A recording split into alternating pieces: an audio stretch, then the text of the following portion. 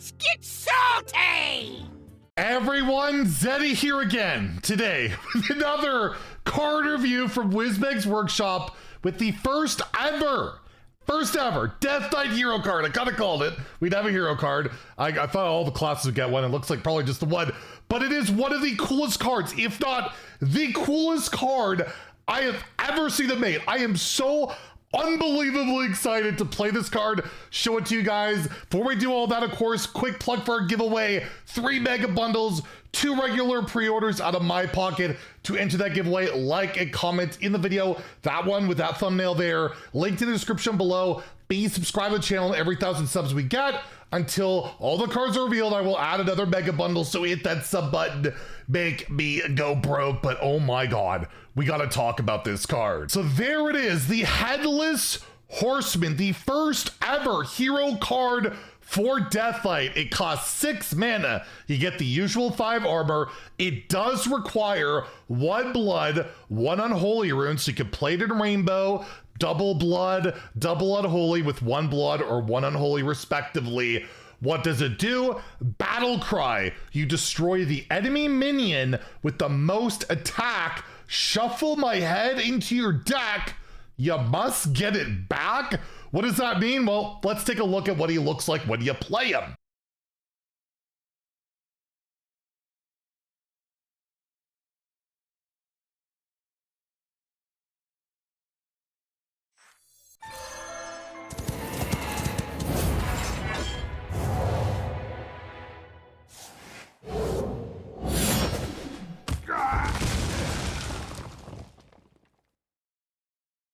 That video, you'll notice when you played it, not only destroy the highest attack minion there, you shuffle the Headless Horseman into your deck, but you will note you get a new hero power, Impulsing Pumpkins. So it's 2 mana, you deal 3 damage with Crushing Brawn. My army shall be yours if my head is drawn. So you'll note the Horseman's head says, when drawn this cast, and your enemy will cower, imbue the souls of undead into your hero power. Well, what does it mean when you draw it? Well, let's take a look at yet another video.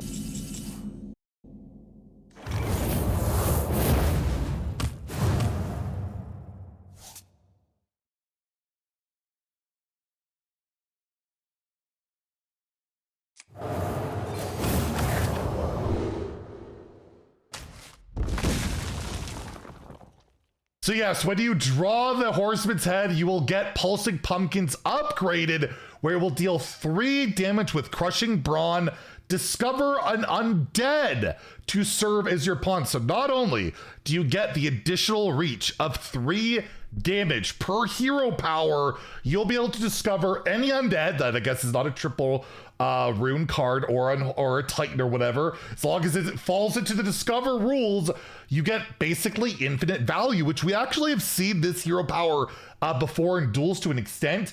I think it was 1 or 2 mana, just discover an undead. Not bad, not great, but in standard where, you know, infinite value, not nearly as much a thing. It certainly is a thing, but it's pretty nuts, right? So you get way more reach, you get an incredible amount of value.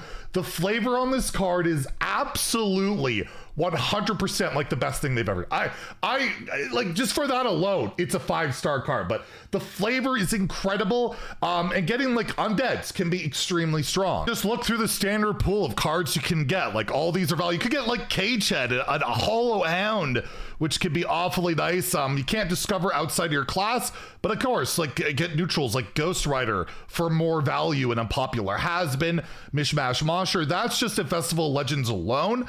We have Titans, where of course you got every set gives you more undeads. You can get more plagues for everybody's favorite archetype, Sickly Grimewalker, to get more stuff like that. And then of course we have the most recent expansion, well, besides Whizbang, Showdowns in the Badlands, where you could get a Farmhand, which could get you another undead, and it's quick drawn. Ma and Paul, your skeleton crew, you excavate synergies, get a Reska. Like, there is a very large amount of undeads that you could possibly hit. And already we've seen in Whizbang's workshop revealed, you know, Amateur Puppeteer is another one you can get, or Nested Golem. So there is a ton of value. value. And of course, you can't, you know, forget the core set, which has its own stuff as well. Some of this stuff is leaving, of course, with rotation. A good amount is sticking around. But yeah, thankfully, you can't get the patchworks. I know that one would be pretty triggering to be able to infinitely discover patchworks and all that. That one will be going, thankfully. It's same with like Black Knight. But overall, the amount of value you're going to get on this card is incredible. Battle Cry on top of it, right? Getting that removal is not exactly a terrible thing at all. I will say, though, there is some downsides we do need to talk about. Yes, the hero power could be seen as a strict upgrade, dealing that 3 damage. And of course, once you get the head, you draw it. And by the way, I'm going to recommend running that 3-mana beast to try and draw it out after you play your hero card, right? You can tutor it. There is that ability. But there is the downside of your hero power is, at least before this, is an undead with charge that gets you corpses, right? You're losing a little bit of corpse generation, which is typically what, you know, the decks that are going around these days want to play. And there's that, but you're getting like incredible value. And even before the value, dealing 3 damage. That's a lot of damage. Like, I'm surprised it's not deal 2. Like, that can scale up where you're just pointing that face over and over and dealing a lot of damage. So, do I give this card, of course I'm giving it a 5 stars. This is 100% a 5-star standard card. The power level, again, like we mentioned yesterday, just going up and up. It's just insane. The only downside, I guess, is you can't play the triple rune deck, but we're already seeing Deathlight get away from triple rune decks in general. Like, the meta Deathlight decks right now are not triple rune. And with the changes in the core set and Deathlight in general, it looks like it's going to be that way going forward. And yeah, 5-star card standard in Wild. You can play this in even Deathlight. Maybe you don't bother with triple Unholy in Wild. Like, I think it might be worth it there too.